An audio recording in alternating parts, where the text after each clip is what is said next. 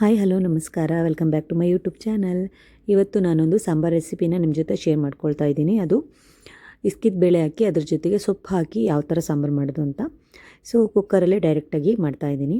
ಮೊದಲನೇದಾಗಿ ಕುಕ್ಕರ್ಗೆ ಎಣ್ಣೆ ಹಾಕ್ಕೊಂಡಿದ್ದೆ. ಸ್ವಲ್ಪ ಎಣ್ಣೆ ಕಾದ ನಂತರ ಸಾಸಿವೆ ಹಾಕ್ಕೊಳ್ತಾ ಇದ್ದೀನಿ. ನಾನು ಸ್ಟಾರ್ಟಿಂಗ್ಗೆ ಒಗ್ಗರಣೆ ಹಾಕ್ಕೊಳ್ತಾ ಇದ್ದೀನಿ. ನೀವು ಬೇಕಿದ್ದರೆ ಸಾಂಬಾರು ಆದ ನಂತರ ಕೂಡ ಒಗ್ಗರಣೆ ಹಾಕ್ಕೊಬೋದು. ತುಂಬ ಈಸಿ, ಬೇಗನೆ ಆಗೋಗುತ್ತೆ. ಇವಾಗ ಅವರೇ ಕಾಳು ಸಿಗೋದ್ರಿಂದ ಎಲ್ಲರೂ ಸಾಂಬಾರು ಟ್ರೈ ಮಾಡ್ತಾ ಇರ್ತೀರ. ಈ ಮೆಥಡಲ್ಲೂ ಕೂಡ ಒಂದು ಸತಿ ಟ್ರೈ ಮಾಡಿ, ಹೇಗಿತ್ತು ಅಂತ ಕಮೆಂಟ್ ಮಾಡಿ ತಿಳಿಸಿ.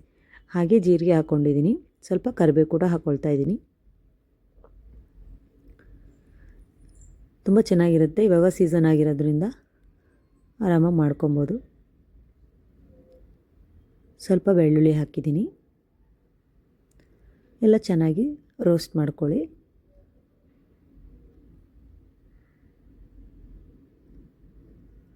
ಫ್ಲೇಮ್ನ ಮೀಡಿಯಮ್ಮಾಗಿ ಇಟ್ಕೊಳ್ಳಿ. ತುಂಬ ಜಾಸ್ತಿ ಇದ್ದರೆ ಒತ್ತೋಗುತ್ತೆ. ಅದಕ್ಕೆ ನೀವೇನಾದರೂ ಹೊಸಬರಾಗಿದ್ದರೆ ನನ್ನ ಚಾನಲ್ನ ಸಬ್ಸ್ಕ್ರೈಬ್ ಮಾಡೋದು ಮರಿಬೇಡಿ. ವೀಡಿಯೋಸ್ ಇಷ್ಟ ಆಗ್ತಿದ್ರೆ ಲೈಕ್ ಮಾಡೋದು ಕೂಡ ಮರಿಬೇಡಿ.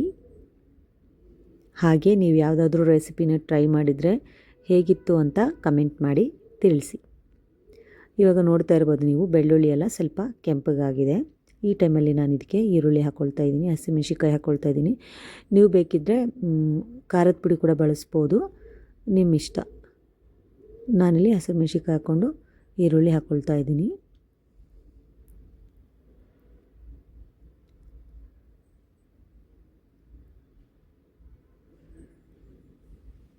ಯಾರೆಲ್ಲ ಹೊಸಬ್ರಾಗಿದ್ದರೆ, ಹೊಸದಾಗಿ ನನ್ನ ಚಾನಲ್ನ ನೋಡ್ತಾ ಇದ್ದರೆ ಸಬ್ಸ್ಕ್ರೈಬ್ ಮಾಡೋದು ಮರಿಬೇಡಿ. ಹಾಗೆ ಬೆಲ್ಲೈಕನ್ನ ಪ್ರೆಸ್ ಮಾಡಿ. ನಾನು ಹಾಕೋ ಪ್ರತಿ ವಿಡಿಯೋ ನೋಟಿಫಿಕೇಷನ್ ನಿಮಗೆ ಮೊದಲನೇದಾಗಿ ತಲುಪುತ್ತೆ. ಇದಕ್ಕೆ ನಾನಿವಾಗ ಟೊಮೆಟೊ ಹಾಕ್ಕೊಳ್ತೀನಿ. ಸ್ವಲ್ಪ ಈರುಳ್ಳಿ ಬೆಂದ ನಂತರ ಇದಕ್ಕೆ ಟೊಮೆಟೊ ಹಾಕ್ಕೊಂಡಿದ್ದೀನಿ. ಎಲ್ಲ ನೀಟಾಗಿ ಮಿಕ್ಸ್ ಮಾಡ್ಕೊಳ್ಳಿ. ತುಂಬ ಸಿಂಪಲ್, ಇದು ಬೇಗ ಆಗೋಗುತ್ತೆ. ಚಪಾತಿ, ರೊಟ್ಟಿ, ಅನ್ನ ಎಲ್ಲದಕ್ಕೂ ಚೆನ್ನಾಗಿರುತ್ತೆ. ಒಂದು ಸತಿ ಖಂಡಿತವಾಗ್ಲೂ ಟ್ರೈ ಮಾಡಿ. ಇದಕ್ಕೆ ನಾನಿವಾಗ ಸ್ವಲ್ಪ ಉಪ್ಪು ಹಾಕ್ಕೊಳ್ತಾ ಇದ್ದೀನಿ. ನೀವು ಅವರೆಬೇಳೆ ಇಸ್ಕಿ ಮಾಡ್ತಾರೆ ಕೆಲವು ಕಡೆ ಹಾಗೆ ಡೈರೆಕ್ಟಾಗಿ ಮಾಡ್ತಾರೆ. ಡೈರೆಕ್ಟಾಗಿ ಕೂಡ ಇದೇ ಮೆಥಡಲ್ಲೇ ಮಾಡ್ಬೋದು, ಅದು ಕೂಡ ಚೆನ್ನಾಗಿರುತ್ತೆ. ಸ್ವಲ್ಪ ಅರಿಶಿನ ಪುಡಿ ಹಾಕ್ಕೊಂಡಿದ್ದೀನಿ. ನಮ್ಮ ದಾವಣಗೆರೆ ಸೈಡೆಲ್ಲ ನೋಡಿದ್ರೆ ಅಲ್ಲೆಲ್ಲ ಅವರೆಬೇಳೆ ಡೈರೆಕ್ಟಾಗಿ ನಾವು ಬಳಸ್ತೀವಿ. ಈ ತುಮಕೂರು ಕಡೆ ಬಂದ ತಕ್ಷಣ ಅಲ್ಲೆಲ್ಲ ಇಸ್ಕ್ಬಿಟ್ಟು ಅದನ್ನು ತೆಗೆದು ಇಸ್ಕಿದ ಅವರೆಬೇಳೆ ಅಂತಲೇ ಫೇಮಸ್ ಅಲ್ವಾ. ಸೊ ಆ ಥರ ಮಾಡ್ತಾರೆ.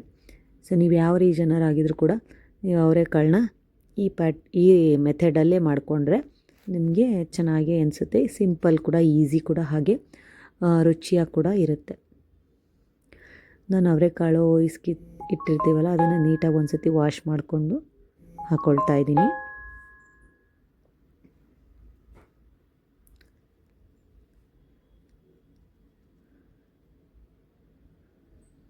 ಎಲ್ಲ ನೀಟಾಗಿ ನಿಧಾನವಾಗಿ ಮಿಕ್ಸ್ ಮಾಡ್ಕೊಳ್ಳಿ. ಯಾಕಂದರೆ ಅದು ಕಾಳು ತುಂಬ ಸ್ಮೂತಾಗಿರುತ್ತಲ್ವ. ಸೊ ಹಾಗಾಗಿ ತುಂಬ ಜಾಸ್ತಿ ಕೈ ಆಡಿಸ್ಬಿಟ್ರೆ ಎಲ್ಲ ಒಡೆದೋಗ್ಬಿಡುತ್ತೆ, ಆಮೇಲೆ ಚೆನ್ನಾಗಿರಲ್ಲ. ಸೊ ಸೊಪ್ಪು ಹಾಕಿ ನೀವು ಸ್ವಲ್ಪ ಹಾಕ್ಕೊಂಡು ಸಾರನ್ನ ಮಸಿತೀವಲ್ವ, ಸೊ ಆ ಥರ ಮಾಡ್ಕೊಳ್ಳೋಂಗಿದ್ರೆ ಏನೂ ಪ್ರಾಬ್ಲಮ್ ಇಲ್ಲ. ಸ್ವಲ್ಪ ಕಾಳು ಇರಬೇಕು ಅಂತ ಇಷ್ಟ ಇರೋರು ನೋಡಿಕೊಂಡು ಮಿಕ್ಸ್ ಮಾಡ್ಕೊಳ್ಳುವಾಗ ಸ್ವಲ್ಪ ನಿಧಾನವಾಗಿ ಮಾಡ್ಕೊಳ್ಳಿ. ನಾನು ಸೊಪ್ಪು ಹಾಕಿ ಈಗ ಸೊಪ್ಪು ಮಾಡ್ತೀವಲ್ಲ, ಮಸಿತೀವಲ್ವ, ಸೊ ಆ ಥರ ಸಾರನ್ನ ಮಾಡ್ತಾಯಿರೋದು. ಸೊ ಇದು ಉಪ್ಪು ಖಾರ ಸ್ವಲ್ಪ ಇಟ್ಕೊಳ್ಳಿ ಅಂತ ಒಂದು ಸ್ವಲ್ಪ ಹೊತ್ತು ಹಾಗೆ ಮೀಡಿಯಮ್ ಟು ಲೋ ಫ್ಲೇಮಲ್ಲಿ ಬಿಟ್ಟರೆ ಕಾಳೆಲ್ಲ ಚೆನ್ನಾಗಿ ಉಪ್ಪು ಖಾರ ಇಟ್ಕೊಳ್ಳುತ್ತೆ. ಇವಾಗ ಸ್ವಲ್ಪ ಇದಕ್ಕೆ ನಾನು ಸಾಂಬಾರು ಪುಡಿ ಹಾಕ್ತಾಯಿದ್ದೀನಿ. ನೀವು ತೆಂಗಿನಕಾಯಿ ಬಳಸಬೇಕು ಅನ್ನೋರಿದ್ದರೆ ನೀವು ತೆಂಗಿನಕಾಯಿ ಮತ್ತು ಸಾಂಬಾರು ಪುಡಿ ಅದನ್ನೆಲ್ಲ ರುಬ್ಕೊಂಡು ಮಸಾಲ ಮಾಡಿ ಹಾಕ್ಕೊಬೋದು.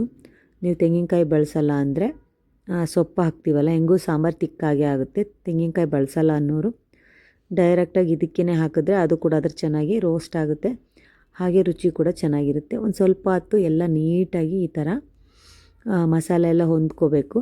ಆನಂತರ ನಾವು ಹೆಚ್ಕೊಂಡಿರೋ ಸೊಪ್ಪನ್ನ ಒಂದೊಂದಾಗಿ ಸೇರಿಸ್ಕೋಬೇಕು. ನಾನು ಮೊದಲನೇದಾಗಿ ಇಲ್ಲಿ ಕೊತ್ತಂಬರಿ ಸೊಪ್ಪನ್ನು ಹಾಕ್ಕೊಳ್ತಾ ಇದ್ದೀನಿ. ನೀವು ಮಿಕ್ಸ್ ಯಾವುದೇ ಸೊಪ್ಪಾದರೂ ಕೂಡ ನೀವು ಬಳಸ್ಕೋಬೋದು. ಪಾಲಕ್ಕು, ಮೆಂತ್ಯ, ಸ್ವಲ್ಪ ಸಬ್ಸಿಗೆ ಎಲ್ಲ ಹಾಕ್ಕೊಬೋದು. ಬರೀ ಪಾಲಕ್ ಹಾಕ್ಕೊಬೋದು. ಆಮೇಲೆ ನುಗ್ಗೆ ಸ್ವಲ್ಪ ಹಾಕ್ಕೋಬೋದು. ಅದು ತುಂಬ ಜಾಸ್ತಿ ಆಗಿಬಿಟ್ರೆ ಕಹಿ ಅನ್ನಿಸ್ಬೋದು. ಸೊ ಹಂಗಾಗಿ ಸ್ವಲ್ಪ ಹಾಕ್ಕೊಬೋದು. ನಿಮ್ಮ ಇಷ್ಟ, ನೀವು ಯಾವುದು ನಿಮ್ಮ ಫೇವ್ರೇಟು ಅದನ್ನು ಹಾಕ್ಕೋಬೋದು, ಚೆನ್ನಾಗಿರುತ್ತೆ. ನಾನಿವಾಗ ಸ್ವಲ್ಪ ಪಾಲಕ್ಕು ಹೆಚ್ಚಿಟ್ಕೊಂಡಿರೋ ಪಾಲಕ್ನ ಹಾಕ್ತಾಯಿದ್ದೀನಿ. ನೀವು ಕಾಯಿ ತುರಿ ಕೂಡ ಹಾಕ್ಕೋಬೋದು, ಇಲ್ಲ ಕಾಯಿನ ಮಿಕ್ಸಿ ಮಾಡ್ಕೊಂಡು ಕೂಡ ಹಾಕ್ಕೋಬೋದು, ನಿಮ್ಮ ಚಾಯ್ಸ್ ಅದು. ನಾವೆಷ್ಟೇ ಸೊಪ್ಪು ಹಾಕಿದ್ರೂ ಅದು ಬೆಂದ ನಂತರ ಸ್ವಲ್ಪ ಆಗುತ್ತೆ. ಜಾಸ್ತಿ ಸೊಪ್ಪನ್ನು ಕಾಳುಗಳನ್ನು ತಿನ್ನೋದ್ರಿಂದ ನಿಮ್ಮ ಆರೋಗ್ಯ ಕೂಡ ಚೆನ್ನಾಗಿರುತ್ತಲ್ವ. ಸೊ ಜಾಸ್ತಿ ಸೊಪ್ಪನ್ನು ಬಳಸಿ, ವಾರದಲ್ಲಿ ಅಟ್ಲೀಸ್ಟ್ 2 ಟೈಮ್ ಆದರೂ ಸೊಪ್ಪಿನ ಸಾರು ಮಾಡ್ಕೊಂಡು ತಿಂದರೆ ಆರೋಗ್ಯಕ್ಕೆ ತುಂಬ ಒಳ್ಳೆಯದು. ಇದು ವಿಟಮಿನ್ ರಿಚ್ ಇರುತ್ತೆ ಅಲ್ವ. ಸೊ ಅದು ಸ್ಕಿನ್ ಮತ್ತು ಹೇರ್ ಮತ್ತು ಓವರಾಲ್ ಹೆಲ್ತ್ಗೂ ಕೂಡ ತುಂಬ ಒಳ್ಳೆಯದು. ಗ್ರೀನ್ ವೆಜಿಟೇಬಲ್ಸ್ ಆಗಲಿ, ಲೀಫಿ ವೆಜಿಟೇಬಲ್ಸ್ ಆಗಲಿ, ಈ ಥರ ಎಲ್ಲ ಮಾಡಿಕೊಂಡ್ರೆ ನೀವು ಚೆನ್ನಾಗಿರುತ್ತೆ. ಸೊ ಎಲ್ಲದನ್ನು ಒಂದು ಸ್ವಲ್ಪ ಸ್ಟೀಮಲ್ಲಿ ಬಿಟ್ಬಿಟ್ಟು ಆಮೇಲೆ ಮಿಕ್ಸ್ ಮಾಡ್ತಾಯಿದ್ದೀನಿ. ಯಾಕಂದರೆ ಜಾಸ್ತಿ ಸೊಪ್ಪು ಹಾಕಿರೋದ್ರಿಂದ ಎಲ್ಲ ಕೆಳಗೆ ಚೆಲ್ಲೋಗ್ಬಿಡುತ್ತೆ ಅಂತ ಸ್ವಲ್ಪ ಹೊತ್ತು ಅದೆಲ್ಲ ಸ್ವಲ್ಪ ಶ್ರಿಂಕ್ ಆದ ನಂತರ ಮಿಕ್ಸ್ ಮಾಡ್ಕೊಳ್ತಾಯಿದ್ದೀನಿ.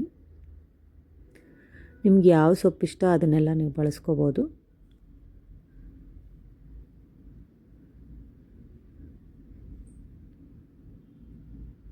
ಸೇಮ್ ಇದೇ ಮೆಥಡಲ್ಲೇ ಮಾಡ್ಕೊಳ್ಳಿ, ಬೇಗನೆ ಆಗೋಗ್ಬಿಡುತ್ತೆ. ಆಮೇಲೆ ಒಗ್ಗರಣೆ ಕೆಲವರಿಗೆ ಲಾಸ್ಟಿಗೆ ಹಾಕೋಕ್ಕೆ ಇಷ್ಟ ಇರುತ್ತೆ, ಅವ್ರು ಬೇಕಿದ್ದರೆ ಲಾಸ್ಟಲ್ಲಿ ಒಗ್ಗರಣೆ ಹಾಕ್ಕೊಬೋದು. ಇಲ್ಲ ಅಟ್ ಎ ಟೈಮ್ ಎಲ್ಲ ಮಾಡ್ಕೊತೀವಿ, ನಮ್ಗೆ ಟೈಮೇ ಇಲ್ಲ ಅನ್ನೋರು ಇದೇ ರೀತಿ ಮಾಡ್ಕೊಬೋದು. ಈಗ ನಾನು ಇದಕ್ಕೆ ಸ್ವಲ್ಪ ಮೆಂತ್ಯ ಸೊಪ್ಪು ಹಾಕ್ತಾಯಿದ್ದೀನಿ, ಹಾಗೆ ಸಬ್ಸಿಗೆ ಸೊಪ್ಪು ಎರಡನ್ನೂ ಸ್ವಲ್ಪ ಹಾಕ್ತಾಯಿದ್ದೀನಿ. ಪಾಲಕ್ ಮಾತ್ರ ನಾನು ಯಾವಾಗೂ ಜಾಸ್ತಿ ಬಳಸ್ತೀನಿ, ಮತ್ತು ಸಬ್ಸಿಗೆ ಜಾಸ್ತಿ ಅದರದ್ದೇ ಫ್ಲೇವರ್ ಬಿಟ್ಕೊಂಡ್ಬಿಡುತ್ತೆ. ಹಾಗಾಗಿ ಸ್ವಲ್ಪ ಅದ್ರ ಪೋರ್ಷನ್ ಕಮ್ಮಿ ಇಟ್ಟಿರ್ತೀನಿ. ಹಾಗೆ ಮೆಂತ್ಯ ಕೂಡ ಸ್ವಲ್ಪ ಕಹಿ ಕೊಡೋದ್ರಿಂದ ಅದು ಕೂಡ ಸ್ವಲ್ಪ ಪ್ರಪೋರ್ಷನ್ ಕಮ್ಮಿ ಇಟ್ಕೊಂಡಿರ್ತೀನಿ. ನೀವು ಕಾಲು ಕಟ್ಟಷ್ಟು ಮಾತ್ರ ಹಾಕ್ಕೊಬೇಕು. ಒಂದೊಂದು ಕಟ್ಟು ಪಾಲಕ್ ತೊಗೊಂಡ್ರು ಕಾಲು ಕಟ್ಟಷ್ಟು ಮಾತ್ರ ಸಬ್ಸಿಗೆ ಮೆಂತ್ಯ ಹಾಕ್ಕೊಬೇಕು. ಮೆಂತ್ಯ ಓಕೆ ಪರವಾಗಿಲ್ಲ, ಸಬ್ಸಿಗೆ ಮಾತ್ರ ಅದೇ ಫ್ಲೇವರ್ ಅದೇ ಡಾಮಿನೇಟ್ ಮಾಡೋಕ್ಕೆ ಸ್ಟಾರ್ಟ್ ಆಗುತ್ತೆ. ಅವಾಗೇನಾಗುತ್ತೆ, ಬೇರೆ ಏನು ಟೇಸ್ಟ್ಸ್ ಎಲ್ಲ ಮೈಲ್ಡ್ ಆಗಿಬಿಡುತ್ತೆ.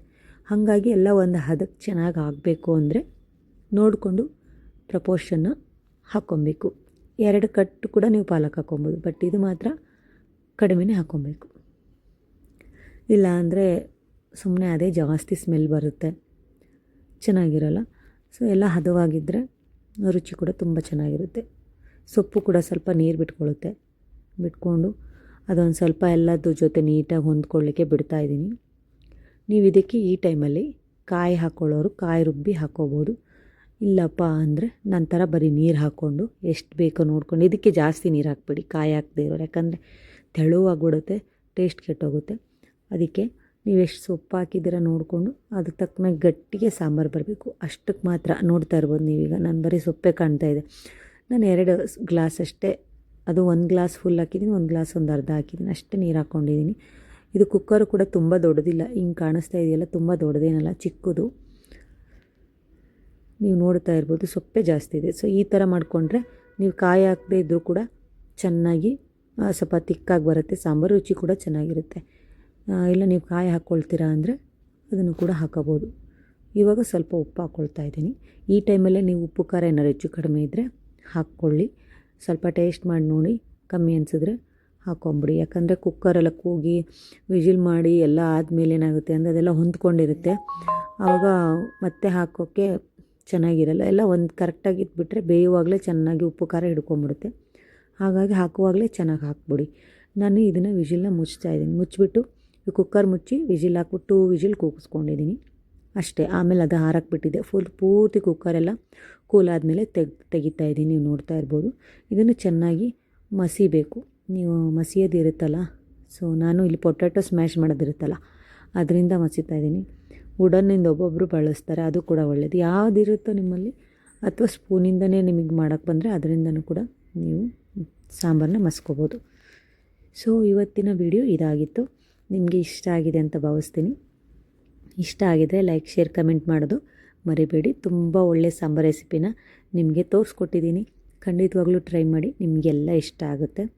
ತುಂಬ ರುಚಿಯಾಗಿ ಕೂಡ ಇರುತ್ತೆ, ಮುದ್ದೆಗೆ ಸೂಪರಾಗಿರುತ್ತೆ, ಅನ್ನಕ್ಕೂ ಕೂಡ ಚೆನ್ನಾಗಿರುತ್ತೆ. ಸ್ವಲ್ಪ ಅನ್ನ ತುಪ್ಪ ಹಾಕ್ಕೊಂಡು ತಿಂದರೆ ಎಕ್ಸಲೆಂಟಾಗಿರುತ್ತೆ. ಸ್ವಲ್ಪ ನೆಂಚ್ಕೊಳ್ಳೋಕೆ ಉಪ್ಪಿನಕಾಯಿ ಹಾಗೆ ಹಪ್ಪಳ ಇದ್ದರೆ ನಿಮಗೆ ಹೇಳಬೇಕಾ, ತುಂಬ ಚೆನ್ನಾಗಿರುತ್ತೆ. ಸೊ ಖಂಡಿತವಾಗ್ಲೂ ಮರಿದೆ ಟ್ರೈ ಮಾಡಿ. ಇನ್ನೂ ಸ್ವಲ್ಪ ಚೆನ್ನಾಗಿ ಮಸ್ಕೊಳ್ಳಿ, ನಿಮಗೆ ಯಾವ ರೀತಿ ಇಷ್ಟ ಆ ಥರ. ಎಕ್ಸಲೆಂಟಾಗಿ ದೇಸಿ ಸ್ಟೈಲಲ್ಲಿ ಒಂದು ಸೂಪರ್ ಸಾಂಬಾರು ರೆಡಿಯಾಗುತ್ತೆ. ನಿಮಗೆಲ್ಲ ಇಷ್ಟ ಆಗಿದೆ ಅಂತ ಭಾವಿಸ್ತೀನಿ. ಇಷ್ಟ ಆದರೆ ಲೈಕ್, ಶೇರ್, ಕಮೆಂಟ್ ಮಾಡೋದು ಮರಿಬೇಡಿ. ಸಿಗ್ತೀನಿ ನಾನು ಇನ್ನೊಂದು ವಿಡಿಯೋದಲ್ಲಿ. ಅಲ್ಲಿವರೆಗೂ ಥ್ಯಾಂಕ್ಸ್ ಫಾರ್ ವಾಚಿಂಗ್. ಬಾಯ್.